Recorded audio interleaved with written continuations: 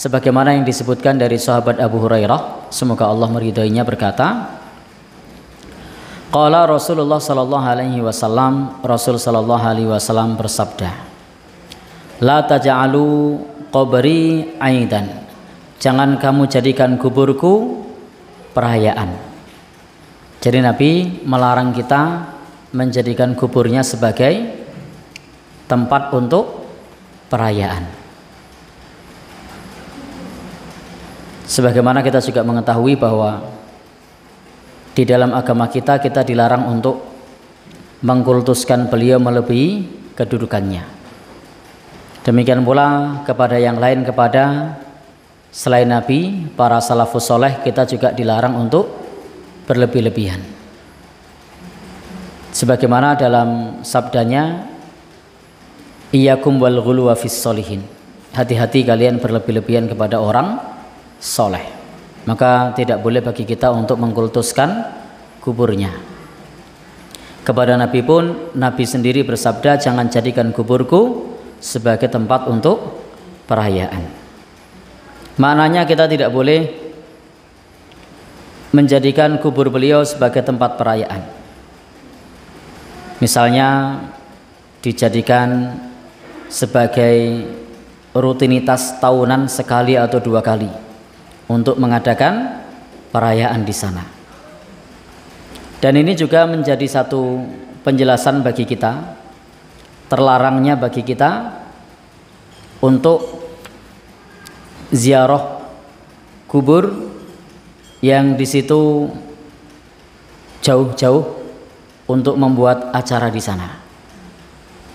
Sebagaimana di sini Nabi Shallallahu Alaihi Wasallam menyebutkan, jangan jadikan kuburku sebagai perayaan. Wa annal insan idza arada dhihab ilal Madinah, maka ketika orang hendak pergi ke Madinah, hendaknya tidak dimaksudkan untuk semata-mata ziarah kubur Nabi. Tetapi untuk apa? Hendaknya untuk min ajlis sholah fi masjidihi, untuk sholat di masjid beliau. Maka kemudian kita bisa berziarah ke makam Nabi. Itu pun kita hanya sebatas mengucapkan salam kepada beliau.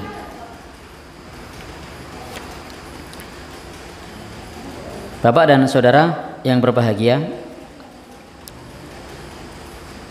dan kalau bepergian jauh untuk ke Masjid Nabawi atau ke Masjidil Haram atau ke Masjidil Aqsa, memang kita dianjurkan untuk bersusah payah ke sana. Tapi kalau untuk bersusah payah ziarah kubur, itu tidak dianjurkan untuk ziarah kubur jauh-jauh. Karena ziarah kubur itu bisa dikubur mana saja. Jadi ziarah kubur itu bisa dikubur mana saja. Tujuannya untuk apa? Dzikrul maut, mengingat mati. Tujuannya untuk melembutkan hati. Termasuk juga di sana kita bisa mendoakan orang yang sudah meninggal dunia tersebut agar dosa-dosanya diampuni, agar derajatnya diangkat. Karena memang ziarah kubur ini di dalam agama kita dianjurkan. Memang pernah dulu Nabi Shallallahu Alaihi Wasallam melarang. Pada saat itu tauhid umat belum kuat. Begitu tauhid umat sudah kuat, maka beliau menganjurkan fazuruha, silahkan untuk ziarah kubur.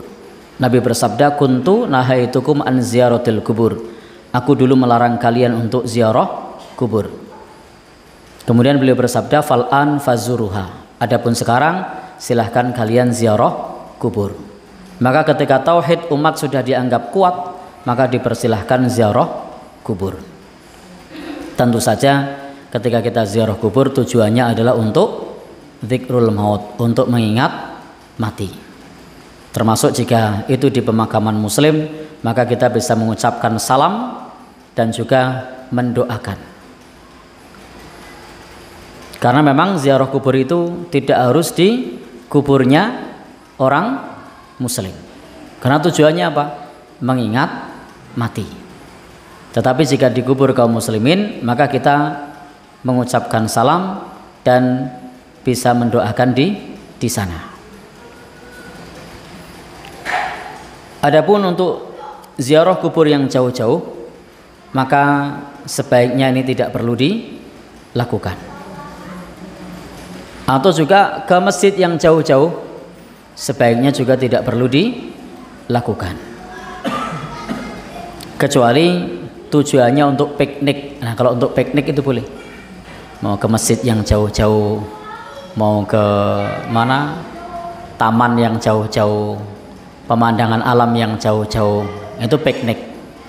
Tapi kalau tujuan untuk mencari keberkahan, maka di semua masjid itu keberkahannya sama. Ketika kita sholat berjamaah di sana, bisa ba'i wa isyrina darajah, 27 derajat.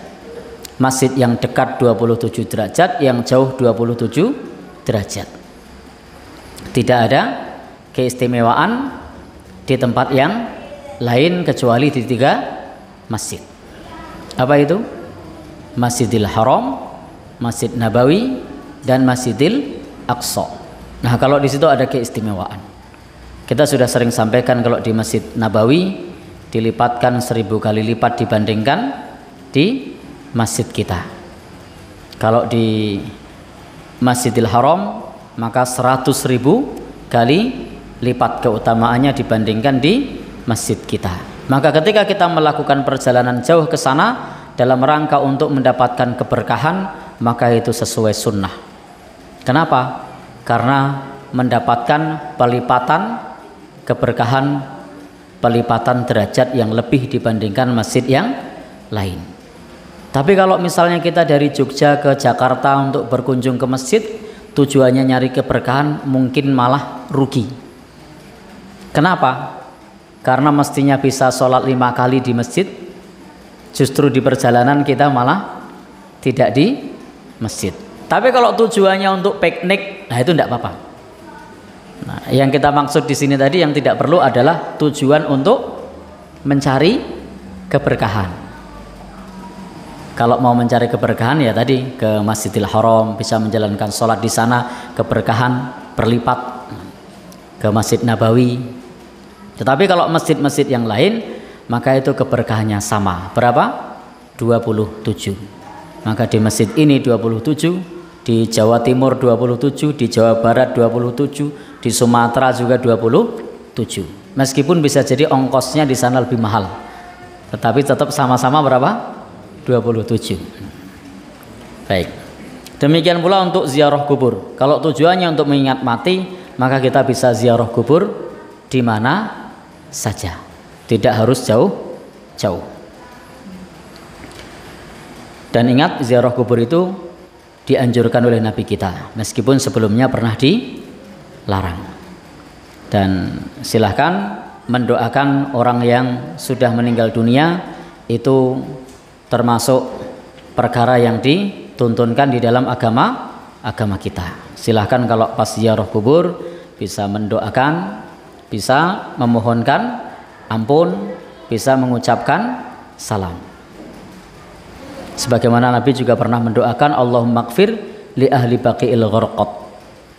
Ya Allah, ampunilah penghuni kubur Baqi' Gharqad. Itu diantara doa Nabi untuk penghuni kubur Baqi'. Jangan sampai kita ketika ziarah kubur malah minta didoakan sama penghuni kubur. Karena mereka lebih butuh doa-doa kita dibandingkan kita. Karena kita ini masih bisa beramal soleh. Sementara orang yang sudah meninggal dunia masih bisa? Tidak bisa. Andai orang yang sudah meninggal dunia bisa beramal soleh, bangkit dari kubur, gempar gitu. Kubur sebelah begitu bangkit, aku pengen jamaah sholat maghrib begitu. Datang kasih lomba kan penteng kubur, pengen sholat. Gempar enggak kira-kira? Gempar. Dan itu tidak bisa. Orang yang sudah meninggal dunia itu amalnya terputus. Justru mereka lebih membutuhkan doa-doa kita dibandingkan kita membutuhkan doa mereka. Jadi kita tidak membutuhkan doa mereka, karena kita ini ketika berdoa langsung kepada Allah. kalau mau bertawasul bukan kepada orang yang sudah meninggal, tapi bisa bertawasul dengan sholawat, bisa bertawasul dengan istighfar, bisa bertawasul dengan sedekah. Intinya tawasul dengan amal soleh. Baik Bapak dan Saudara, tadi Nabi mengingatkan kita agar kita tidak menjadikan kubur Nabi sebagai tempat perayaan. Wasallu alai, dan bersolawatlah untukku. Nabi menganjurkan kita untuk bersolawat kepada beliau. Demikian pula salawat kepada beliau ini bisa kita baca pada saat kita berdoa.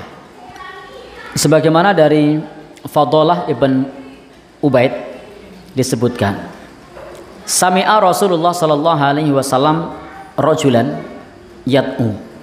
Rasul mendengar seorang laki-laki yang berdoa fi salatihi, di dalam salatnya. Jadi Rasul mendengar ada orang yang berdoa di dalam salatnya. Thumma lam yumajjidillah, kemudian orang itu tidak memuji Allah. Walam yusal ala nabi, dan orang itu juga tidak bersolawat kepada Nabi. Faqala Rasulullah, maka Rasulullah sallallahu alaihi wasallam bersabda, ajilah hadza, orang ini tergesa-gesa. Jadi kata Nabi, orang yang berdoa tanpa membaca solawat, tanpa didahului pujian kemudian solawat, jadi pujian kepada Allah kemudian solawat, Nabi menyebutnya ajilah hadza, orang ini tergesa-gesa. Thumma da'ah, lalu Nabi memanggil orang itu. Faqala lahu, maka Nabi kemudian berkata kepadanya. Dalam riwayat yang lain, li ghairihi, berkata kepada yang lain, idza shalla ahadukum falyabda bitahmidi rabbih subhanahu wassana'i alaihi. Kalau kamu berdoa, maka mulailah dengan memuji Allah subhanahu wa ta'ala dan pujian kepadanya. Maksudnya memuji Allah, membaca alhamdulillah atau yang lainnya. Thumma yusalli ala nabi, kemudian bersalawatlah kepada Nabi. Thumma yad'u ba'du bima sya'a, kemudian berdoalah sesudah itu dengan doa yang sesuai dengan yang diinginkan.